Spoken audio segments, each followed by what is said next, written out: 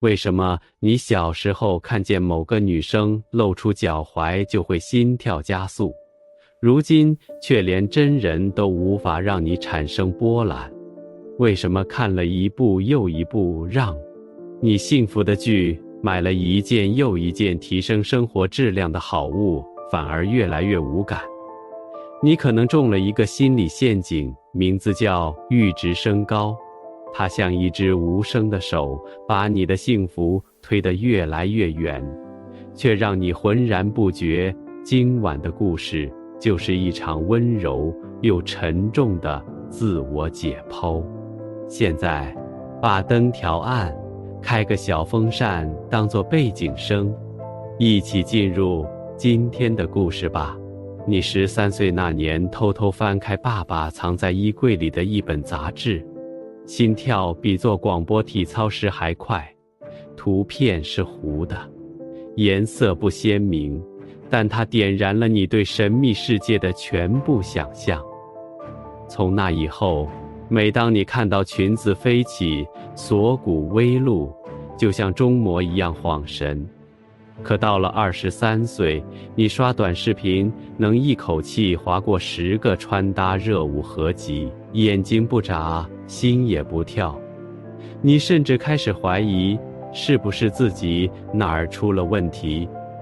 不是你出了问题，是你看太多了，是你大脑的阈值被一步步拔高。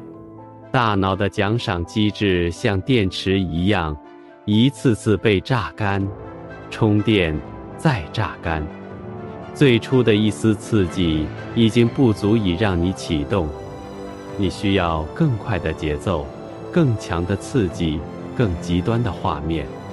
这就是阈值在作祟。心理学里有个词叫边际效用递减。你吃第1口冰淇淋很爽，吃到第3球可能腻得想吐。你的大脑也是这样运作的，越多越猛，越持续的刺激只会让你快乐的门槛一再升高。释迦牟尼本是个迦毗罗卫国的王子，很早就过着锦衣玉食的生活，其父为其修筑春夏冬3幢宫殿，但他活得很厌世。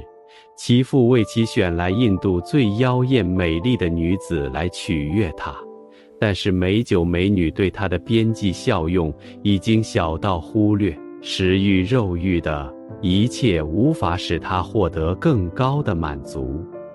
只有离开世俗创造佛教去了。他一出生就享受物质的极大满足，导致他的欲值高到普通人难以想象的程度。最后凡是物质都无法使他快活。不是佛祖不识好歹，是他从一出生就在快乐的顶端，已经麻了，阈值高到没东西能再让你快乐。后来终究踏上修行之路，成为了佛陀。同样，《红楼梦》中的贾宝玉从小活在女人堆里，最后也做和尚去了。反而自小出家的人却未必能忘俗，所以施耐庵会有和尚罪。隐逸说，潘巧云与裴如海那一段有很精妙的点评。盖因自幼出家的人从未享受过世俗的快感，所以阈值很低。一点就着能大彻大悟的慧根人士，往往反而是富家子弟，也就不奇怪了。女人亦然，这2人一个是觉者，一个是风月宝子，最后都选择离世成空，不是因为道德高尚，而是因为阈值很高，真的看腻了。泛滥的韩剧将正常的女生活生生逼成大龄剩女，归根到底也是阈值作怪。本来少女看见年轻男子怀春是老天爷安排的正常心理活动，现在这个自然的程序被突然打断。横插10部韩剧，部部男1号，多金英俊完美，还有若干男2男3争抢。电视机前的女人们于是看傻了，爱情阈值被活生生地抬到天上，身边的男人自然再也看不上。当你深刻理解了阈值对个人幸福与快乐的影响后，你就知道这个概念不仅用在性和爱情上，更可以推广到人生幸福的方方面面。了解边际效用递减的规律，并学会一定程度的禁欲和自控，是防止阈值升高的不二法门。